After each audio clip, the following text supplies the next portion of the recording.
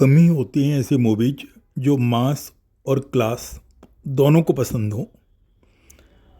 और classical music पर आधारित मूवी कम एग्जाम्पल याद आएंगे आपको।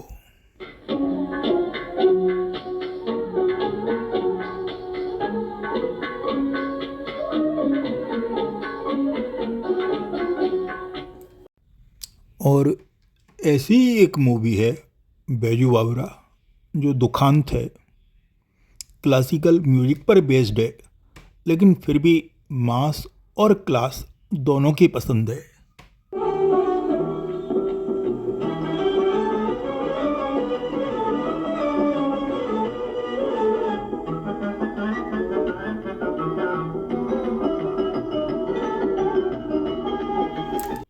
इस मूवी के लिए मीना कुमारी को बेस्ट एक्ट्रेस का पहला फिल्म फेयर अवार्ड मिला और नौशाद साहब को बेस्ट म्यूजिक डायरेक्टर का।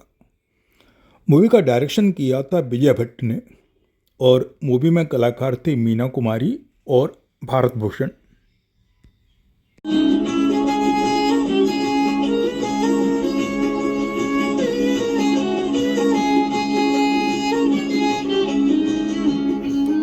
इस मूवी की शुरुआत में संगीत सम्राट तानसेन स्वर आराधना करते हुए दिखाए गए हैं और उनके महल के चारों तरफ ये मुनादी रहती है कि कोई दूसरा व्यक्ति गाना ना गाए या उन्हें डिस्टर्ब ना करे। इस तरह की मुनादी रहती है और वो संगीत साधना कर रहे होते हैं।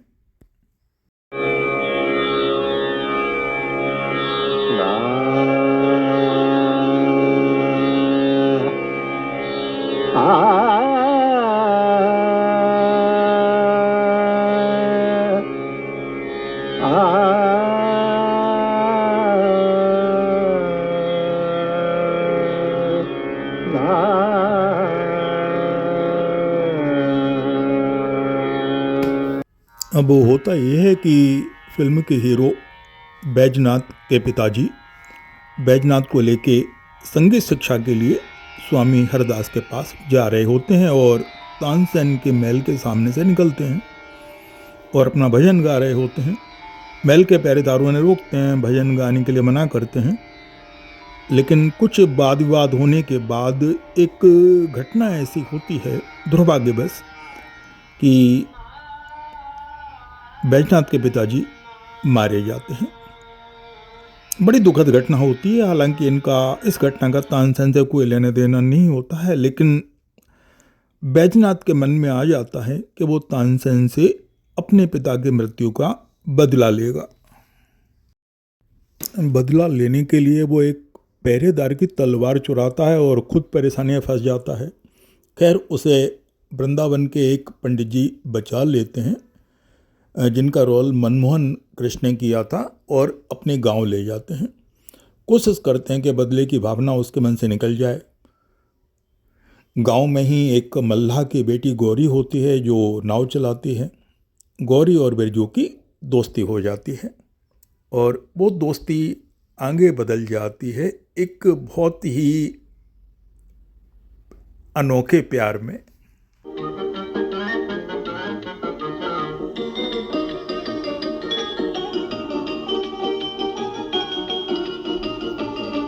झूले में पवन के आई बहार, नैनों में नया रंग लाई बहार, प्यार छलके हो प्यार छलके। डोले मन मोरा सजना, डोले मन मोरा। गाँव वालों की नज़र में ये प्यार की बातें कुछ पसंद नहीं आती हैं और विरोध करते हैं। दूसरे, गौरी के शादी उसके बचपन में ही किसी और युवक से तय हो गई थी, तो उसकी तरफ से भी विरोध होता है क्योंकि वो गौरी को प्यार करता है, लेकिन गौरी उसे प्यार नहीं करती है।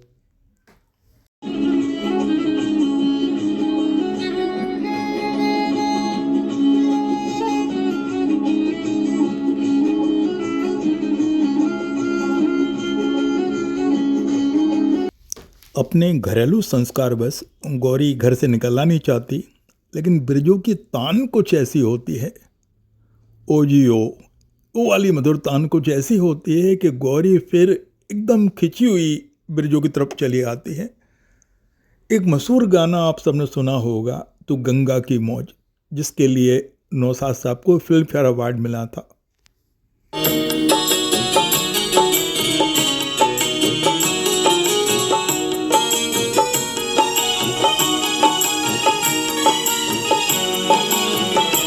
मौज हो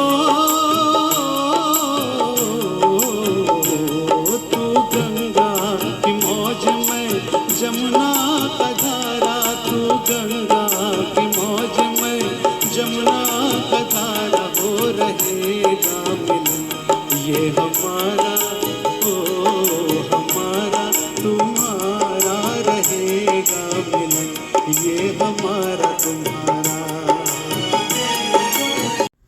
नौशाद साहब का मनपसंद राग था भैरवी। उन्होंने जब भी भैरवी राग पर गाने बनाए बड़े हिट हुए, और ये गाना भी बहुत हिट हुआ। तो गंगा की मौज राग भैरवी पर बड़ा शानदार गीत है।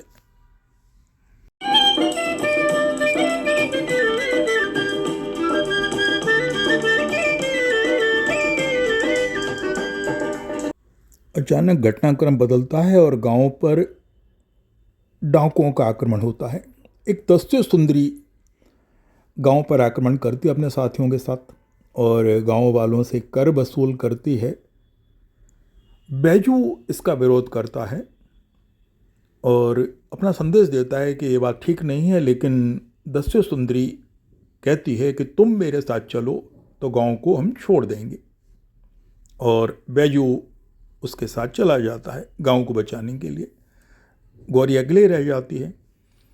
बाद में दस्यु सुंदरी मन ही मन उससे प्यार करने लगती है और उसे बताती है कि वो एक जागीरदार की लड़की है और उसकी जागीर एक राजा ने हड़प ली और उसकी वजह से वो इस जीवन को जी रही है। इन बातों से उसे याद आ जाता है कि उसे भी किसी से बदला लेना है, और बदला लेने के लिए वो तानसेन की हवेली पर पहुंचता है और वहाँ जा कर के जब वो उनकी हत्या करना चाहता है तो संगीत के स्वर उसको रोक लेते हैं और वो उनके सितार को तोड़ देता है। तानसेन पूछते हैं कि ऐसा क्यों किया, तो बताता है कि मुझे बदला लेना है। लेकिन तानसेन सलाह देते हैं कि मुझसे बदला लेने का अच्छा तरीका है कि मुझे संगीत में तुम हरा दो तो मेरी मृत्यु अपने आप हो जाएगी। उन्हें सलाह देते हैं। पहरेदार बैजू को पकड़ लेते हैं, लेकिन तानसेन उसे बचा लेते हैं और सलाह देते हैं कि जाओ संगीत की आराधना करो। बैजू को भी समझ में आ जाता है कि वो संगीत की शिक्षा प्राप्त करके ही अपने मंजिल पर पहुंच सकता है, और वो चल पड़ता है स्वामी हरिदास के आश्रम में संगीत की आराधना करने के लिए, और वृंदावन जाकर के स्वामी हरिदास से मिलता है, उनसे प्रार्थना करता है।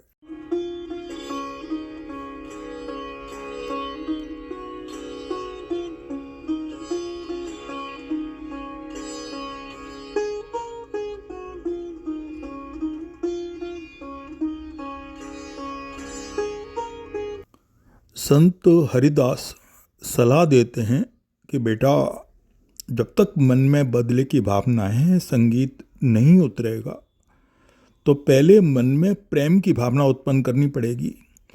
संगीत के लिए वो दर्द महसूस करना पड़ेगा, तब जा कर के मन में संगीत उतरेगा, क्योंकि संगीत सीखा नहीं जाता, पहले महसूस किया जाता है।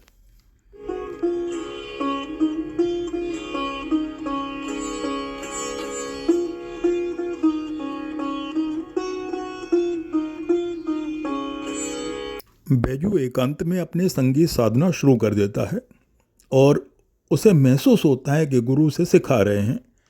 गांव में गौरी की ज़िंदगी बड़ी दुखद हो जाती है कि बिना बैजू के उसे एक एक पल काटना कठिन हो जाता है। एकदम से कहना चाहती है कि वो भी एक बावरी हो जाती है प्यार में। मोहि भूल गए सांवरिया, भूल गए सांवरिया, मोहि भूल गए सांवरिया,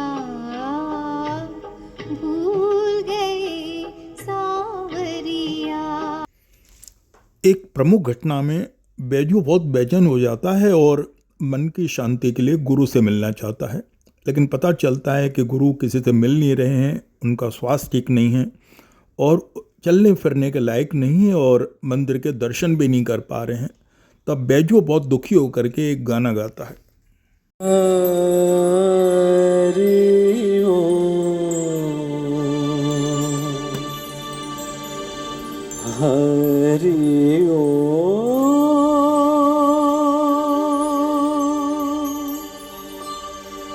हरि ओम।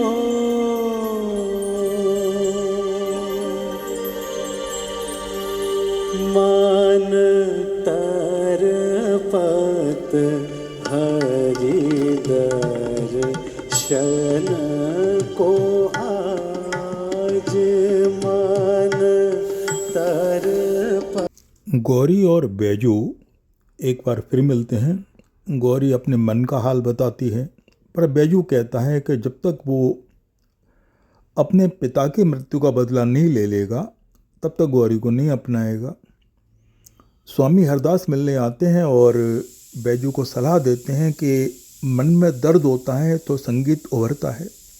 गौरी इस बात को सुन लेती है और एक विषैले सर्प से अपने को कटवा लेती है। गौरी को मरा हुआ जान करके बैजू की आंख में आंसू आ जाते हैं और जो दर्द वो महसूस करना चाहता था वो दर्द उसके दिल में उतरता है।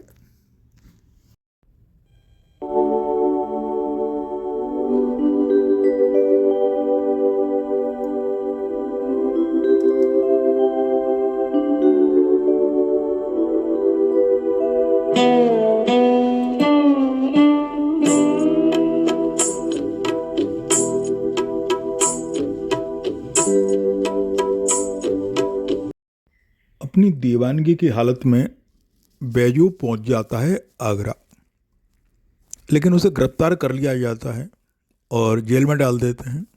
उसे बचाने के लिए 10वीं सुंदरी आती है, लेकिन वो खुद भी गिरफ्तार हो जाती है। जब बैजू के बारे में लोगों को पता चलता है कि बहुत अच्छा गायक है तो अकबर को ही पता चल जाता है और अकबर एक प्रतियोगिता आयोजित करवाते हैं तानसेन और बैजू के बीच में। एक संगीत स्पर्धा, एक संगीत प्रतियोगिता जिसमें था संगमरमर को पानी में बदल देना। कुछ ऐसा गायन हो कि संगमरमर पानी में बदल जाए।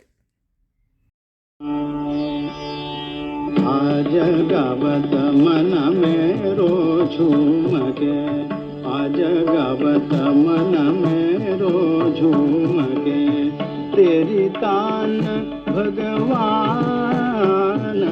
इस प्रतियोगिता के जो गाने थे उनका गायन किया था डीबी पुलस्कर और आमिर खान ने। इन दो भारतीयों ने, जो क्लासिकल म्यूजिक के बड़े जाइंट कहना चाहिए क्लासिकल म्यूजिक के इनको। हालांकि बहुत सारे गीत मोहम्मद रफ़ी जी ने गाए थे, लेकिन अंतिम जो प्रतियोगिता थी उनके गाने डीबी पुलस्कर साहब जो शंकर महाविद्यालय से रिलेटेड थे और साथ में आज गावत मन मेरो झूम के, तेरी तान भगवान।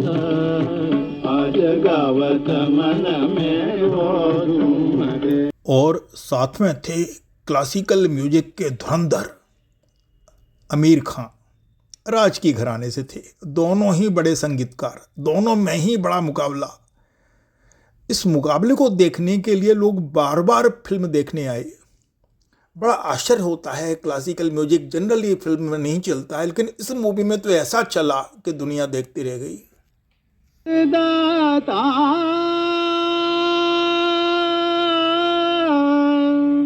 जल में आग लगा दे,